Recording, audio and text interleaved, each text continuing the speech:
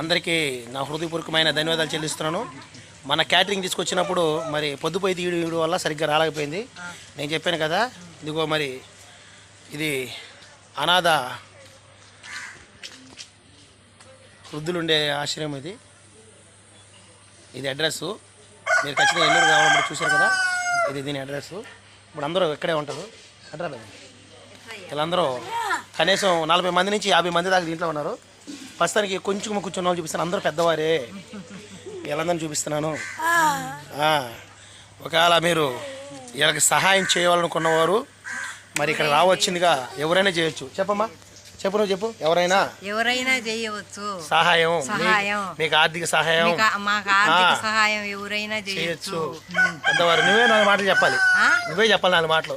మీకు ఏమేమి కావాలి, మీకు ఏదేది అవసరం, మాకా ఏం అవసరం చెప్పు. అన్నము, గుడ్డలు, తలసమురు అయ్యే కాదు నాయన, ఇంకేం కావాలి. బెస్సు, పేస్ట్, సరేలే ఉన్నావుగా, పేస్ట్ ఇంకేముంది నాయన. సరే సహాయం చేయండి వీళ్ళకి.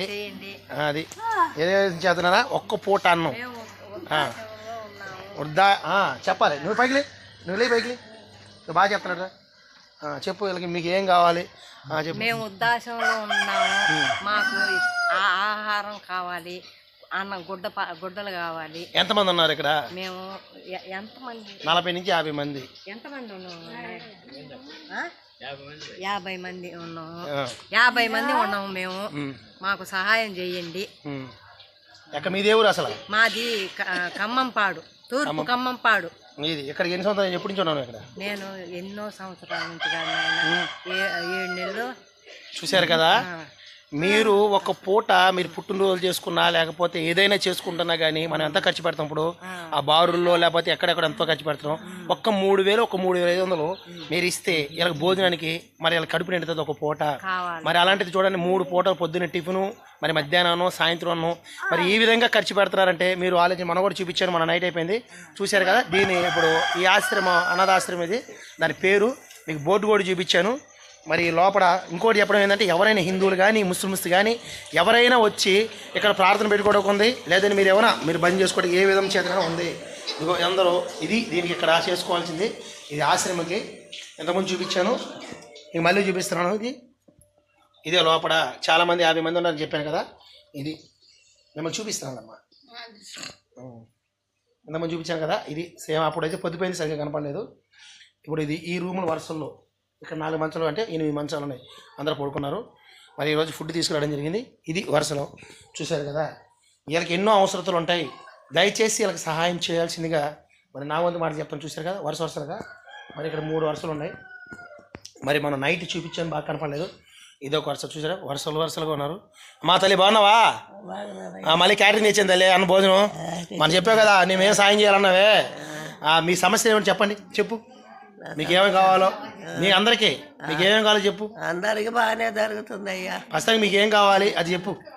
నాకేం కావాలంటావా? అంటే నీకనే కాదు, మీ అందరికి ఏమేమి అవసరం ఉన్నాయో అది చెప్పు అంటున్నా.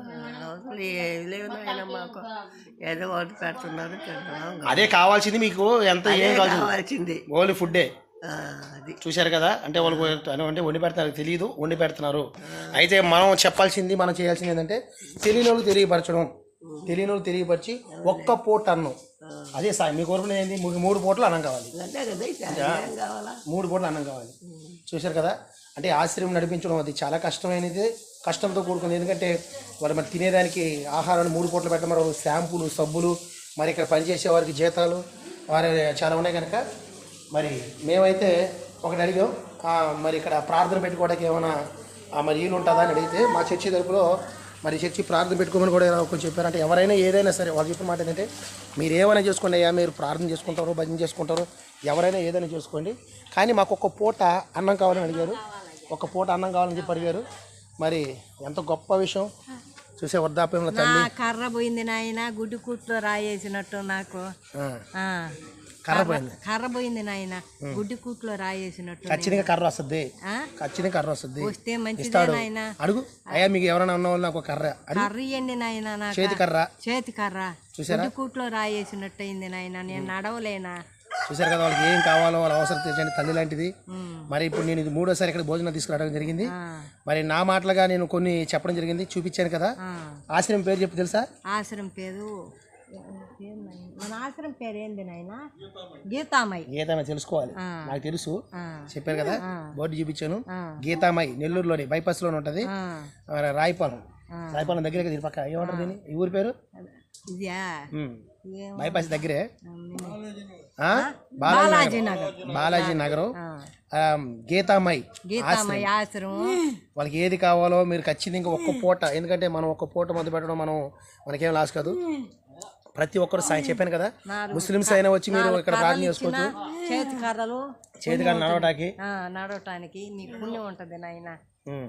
చూసారు కదా, వాళ్ళ షాంపులు, సబ్బులు, నూనె అనేక ఖర్చులు ఉంటాయి. మీరు కొంచెం ఆర్థిక సహాయం చేస్తారని గీతామయ్య ఆశ్రమం ఇది. మరి చెప్పారు కదా, బాలాజీ నగర్ లో ఉంది. బైపాస్ పక్క నుంచి లేకపోతే ఆత్మూరు బస్ స్టాండ్ ఎటైనా రావచ్చు, ఏ రోడ్లో నుంచి రావచ్చు బాలాజీ నగర్కి. వచ్చినవారు తెలియచేయండి. మరి ఒకరికొకరు సాయం చేసుకొని మేము కూడా ఒకరోజు మేము అదే చెప్పాను కదా, మా పాస్టర్ గారు అడిగాడు, ఒకరోజు వస్తామని మా పాస్టర్ గారు అడిగారు. మరి ఇక్కడ ప్రార్థన పెట్టుకోవడం కూడా శాంతి. మీరు ఎవరైనా ప్రార్థన పెట్టుకోవాలన్నా, ఏం చేయాలన్నా, పుట్టినరోజునైనా ఇక్కడ చేసుకోవచ్చు. మీరు ఏదైనా పెళ్లి రోజైనా, పుట్టినరోజైనా, ఏదైనా సరే, ఎవరైనా సరే, హిందువులు కానీ ముస్లిమ్స్ కానీ మీరు కార్యక్రమాలు ఇక్కడ చేసుకోవడానికి వాళ్ళు పర్మిషన్ ఇచ్చారు. వాళ్ళకు ఒక్క పూట ముద్ద కావాలి అని అడుగుతున్నారు. మీరు ఏదైనా చేసుకోండి. మీరు క్రైస్తవులు అయితే ప్రార్థన చేసుకోండి, మరి హిందువులు అయితే మీరు ఇక్కడ పూజలు చేసుకోవచ్చు, ఏదైనా చేసుకోవచ్చు.